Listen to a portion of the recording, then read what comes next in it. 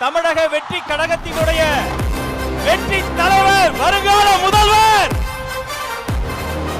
தமிழ்நாட்டின் தலையெழுத்தை மாற்ற போகிற மந்திரம், தர்மத்தாயின் தல புதல்வர், உங்கள் முன்னால் ஈரோடு மண்ணில், நம் கொள்கை தலைவர் மண்ணில் வெற்றி தலைவர் இதோ வருகிறார்.